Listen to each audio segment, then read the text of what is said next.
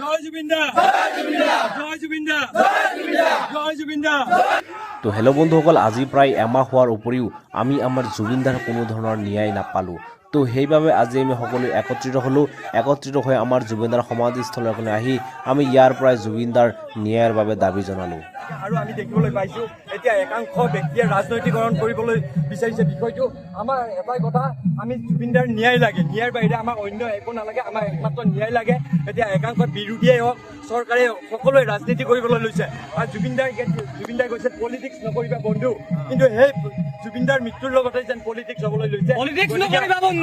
Politics হ'ব নিদিওঁ। আজি অসমবাসী একগোট হৈছে, ইয়াতে সকলো ধৰ্মৰ লোক আহি একত্ৰিত হৈছে। আমি বিচাৰোঁ সোণাপুৰত যি জুবিন গাৰ্গদেৱক সমাধিস্থ কৰা হৈছিলে, এই সমাধি ক্ষেত্ৰখনক এক সমন্বয় ক্ষেত্ৰ হিচাপে নামাকৰণ কৰক, ইয়াতে যাতে হিন্দু, মুছলিম, খ্ৰীষ্টান, শিখ সকলো আহিব পাৰে, সকলো ধৰ্মৰ মানুহ আহিব পাৰে, জুবিন গাৰ্গদেৱক পুজিব পাৰে, তেখেতৰ আশীৰ্বাদ ল'ব পাৰে, তেনেকুৱা এক ব্যৱস্থা কৰক। আমাৰ প্ৰশ্ন কথা, জুবিন গাৰ্গক ন্যায় দিব লাগিবই।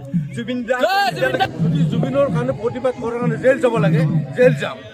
সিদ্ধাৰ্থ আৰু শ্যামকানু মহন্তক যিখন জেলত ৰাখিছে সেইখন জেলতো মোকো ৰাখক, মই তাৰ কাৰণে মই অনুৰোধ কৰিছোঁ।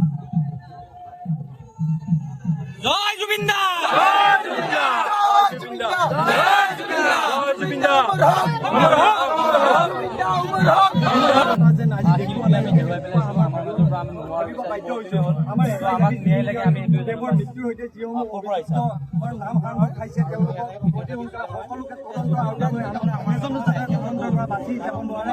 আমাৰ পানী নৰখাত তদন্ত হ'ব লাগিব। আমাৰ তদন্ত অতি হ'ব লাগিব। তদন্ত সকলোৱে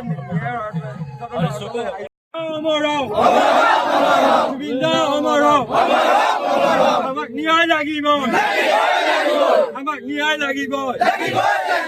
জয় জুবিন দা, জয় জুবিন দা, জয় জুবিন দা, জয় জুবিন দা, জাস্টিস ফর জুবিন গার্গ, জুবিন দা আমার, জুবিন দা আমার, আমাক ন্যায় লাগিব,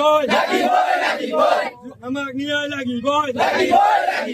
জয় জুবিন দা, জয় জুবিন দা, জয় জুবিন দা, জয় অসম, জয় জুবিন দা, জাস্টিস